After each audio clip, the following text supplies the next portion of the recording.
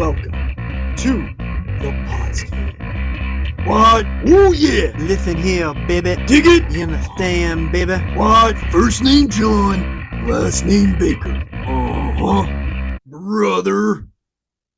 Hello and welcome to the Podski. I am your host, the man of 1,000 gimmicks, John Baker.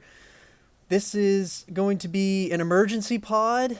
This is something that we're going to do from time to time if something really breaks, like really big news or anything, in any of our topics that we discuss. For the main part, it's going to be wrestling.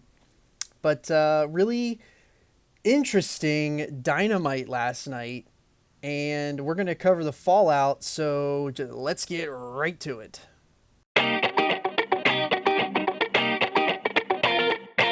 All right, let's get into the emergency pod. And we're going to jump right in. Dynamite, I thought last night, that Dynamite was one of the best ones they've done in a long time. I was so entertained with everything that they did. I really, really liked it a lot. It's probably one of the better shows that they've done in a long time. And I'm so happy because they had their backs against the wall.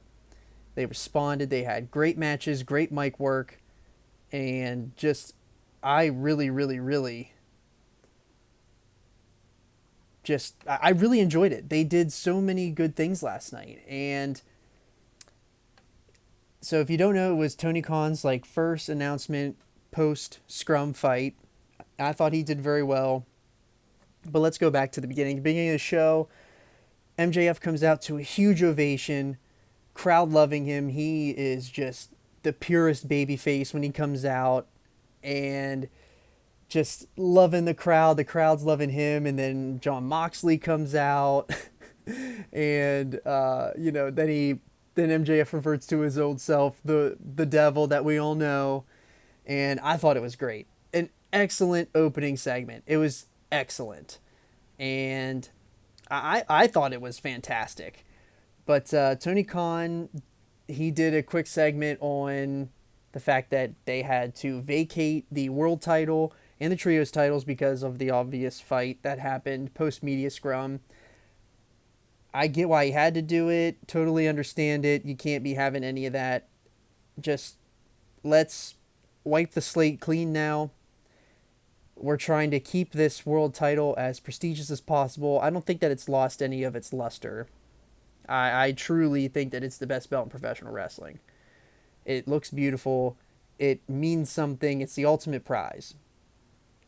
And basically what Moxley alluded to in his promo. Really, really, really liked it. And they announced, right away, they turned around and did the trios title match between Death Triangle and the Best Friends. Death Triangle wins, and Death Triangle is now the trios champions. I thought it was excellent. I really, really liked Death Triangle. We need more Death Triangle, honestly. It seems like anytime they get any of their momentum going, one of them gets hurt or they can't get back into the country because they left. So really excited that they're back, and hopefully they're going to be sticking around now, especially for the fact that they're the trios champions. So we'll see how that plays out, but very, very, very, very excited for them. And then what they did announce is the Grand Slam Tournament of Champions. So we're getting another tournament, and I'm not going to knock this tournament because all of the participants, this can go either way. It can go in any direction.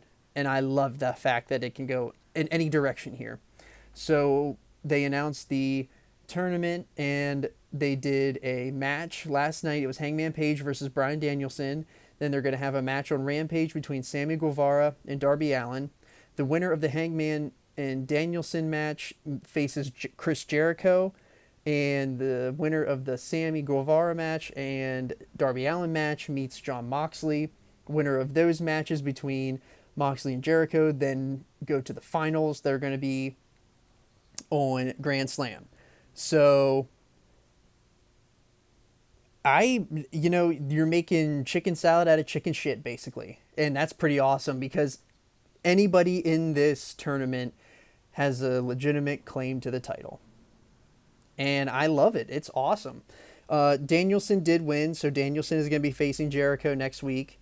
And then I don't. I mean, they did the Rampage taping last night. I don't look for spoilers. I'll watch that whenever it airs tomorrow night.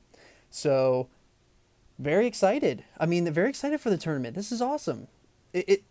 I'm thankful that if they're going to give us a tournament, give us people that are going to be legitimate in the tournament, not some jobbers in the beginning just because you need to make enough matches to make a tournament matter. Everybody in this tournament can be the world champion. It's great work by them. So hats off to them for that. And there's so many conflicting reports. More information is coming in as I'm recording right now, but I wanted to get this emergency pod out. I don't know how often we're going to do emergency pods. Who knows? We might do them every now and then. It just kind of felt right. So we're going to do it.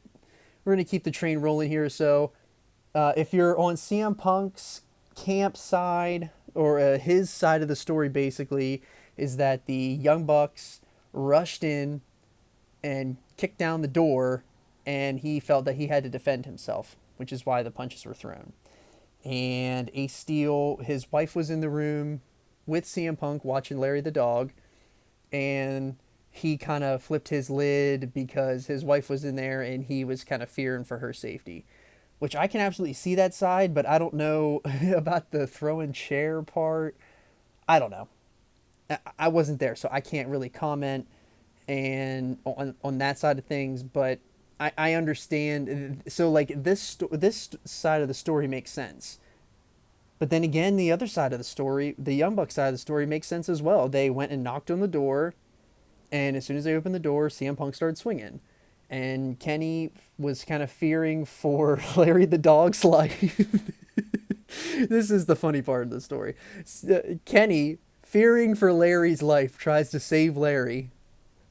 And the real babyface in all this is Larry. Good for Larry getting over. But it's really nothing to really joke about because this is a very serious topic. And it's one that's generated a ton of buzz in the wrestling business. And I just kind of want to reiterate it. All of this stems from the fact there's been poor leadership from the top. And I'm sure that Tony wants to get out there and say that it's his fault and he's going to take full responsibility, which he should. But at the same time, it's on the EVPs as well, because if I don't know what's true and what's not true, but I've always had doubts of the boys policing the boys. And, you know, I love the Bucks. I love the Bucks and Kenny. I've been down with him day one, before All Elite Wrestling was a thing.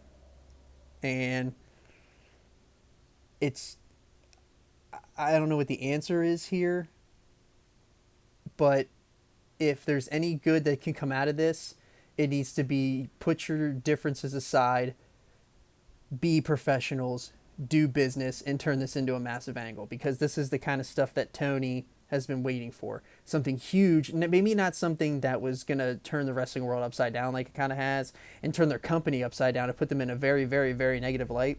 But this is the kind of publicity and the kind of news that you need to expand your company and put them on the map like this. It's incredible.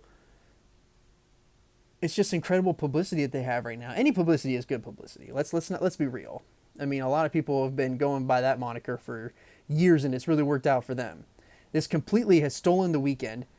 So it doesn't really matter at this point because they're not going to turn anything around right away. Everybody that was a part of it was suspended. The Bucks, Kenny, Pat Buck, who is no relation to the Bucks. He's just a producer. Brandon Cutler, Michael Nakazawa, they're all suspended. And I totally get why. If anyone was involved, you just suspend them. Just a general rule, blanket rule. You were there, you were involved, you're suspended. I think that's very fair. And we don't know what's going to happen with Punk, because Punk did get injured in the match before all of this happened. He was injured in the main event of All Out. I believe Meltzer said it's a torn tricep, and that's a 6 to 8 month turnaround in recovery. And you really don't want to fire Punk at all for your business, but then again, you really, really, really don't want to fire somebody when they got hurt on your pay-per-view, making money for you. So I get all that. This is going to be an immediate turnaround, either because they're doing an independent investigation. This is going to take time to figure out, but it's not a good look, but it's keeping them in the press. And if, they can turn, I think they did a really good job last night of turning it around. I thought they did a really, really good job of turning it around, especially for that Dynamite. It was really good, but you got a built-in story, man. You can really make an awesome, awesome storyline out of it. So we'll see where they go. News is breaking right now. I can't really switch over and check it. It seems to be pretty wild, but we'll check it out. And so we're going to keep doing these emergency pods if it's big enough news. And hopefully you enjoyed it. If it's something you want me to do more, let me know on Twitter at @the_Podski. Rate, review, subscribe. Give us all the stars, none of the stars. Tell us we're great. Tell us we're the shits. And we'll see you next time on the Podski. But before we go, want to mention that we are going to have a big show this coming week. We're going to do a Woodstock 99. It's going to be myself and our first guest. And we're also going to be doing a brand new segment that's going to be weekly during the NFL season. And that could be an emergency pod material as well.